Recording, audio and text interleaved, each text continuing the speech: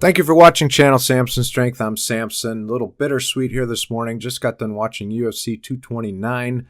It went the way I wanted it. I was rooting for Khabib to beat Conor McGregor. He did in the fourth round with a rear naked choke. But then a melee broke out in the Octagon afterwards. And, the whole thing and the response to it was really kind of frustrating. But not for reasons that you might think. Now, I love combat sports. I think that they're one of the most functional sports that we have as far as what the body was designed to do. The training is absolutely grueling. It's an individual sport, high stakes, right? You can only really fight a couple times a year, maybe. So there's a lot of great things about something like mixed martial arts. What I don't like about it is the fact that it's promoted the same way the WWE is promoted, and of course, Conor McGregor has taken advantage of that. He hasn't really done anything in the Octagon that's all that impressive. He won a couple of titles. He's never defended them. He doesn't have a lot of fights in the Octagon. He's certainly an awesome fighter. Don't get me wrong. And I take nothing away from him as far as how he promotes himself. He's made a lot of money. It's not my cup of tea. I prefer the soft-spoken, humble fighter. Khabib certainly is that, I think. Somebody like Anderson Silva, one of my favorite fighters. But Conor, came along and showed people a different way to do it, and that's kind of the point. You can't pay Conor McGregor all kinds of money for doing what he does outside of the Octagon and not think that other fighters in the UFC aren't going to take notice. So if you remember last year, Conor McGregor and his crew, basically a gang, attacked Khabib Nurmagomedov and on his bus, on the fighter bus, and a bunch of people got hurt.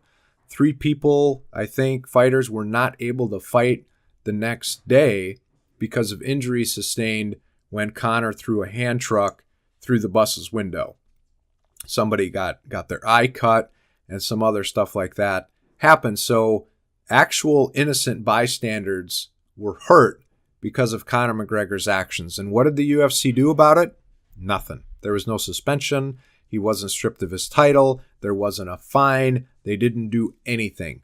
He was charged and convicted of a misdemeanor, and I think he paid a fine and he had some community service or something like that.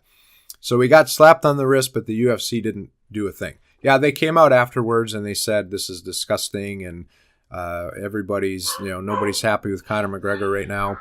But then they used the footage to market the next fight. And here's the thing. You can't pay people when they do stuff like that and then expect that other fighters aren't going to follow suit.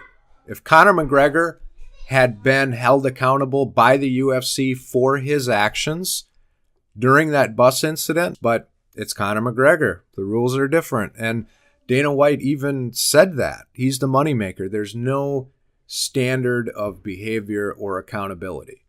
So what do you think is going to happen?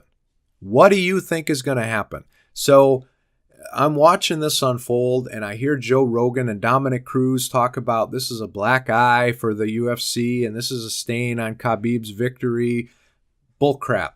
They don't believe that for a second. Mark my words, they will use the footage from that melee after the fight to promote the next fight. They will make money off of that melee, off of that mayhem in the ring, and you can't have it both ways. You can't come out and say, oh, this is terrible, this is horrible, this is a black eye, this should have never happened, he should be ashamed of himself. You can't say all that stuff and then use it to promote a fight, right? You just can't. Now, the preparation and the fighting and the sport itself, all Old Testament stuff, I have a lot of admiration for it. All this new stuff, not so much. Thank you for watching. I'm Samson. I'll see you next time.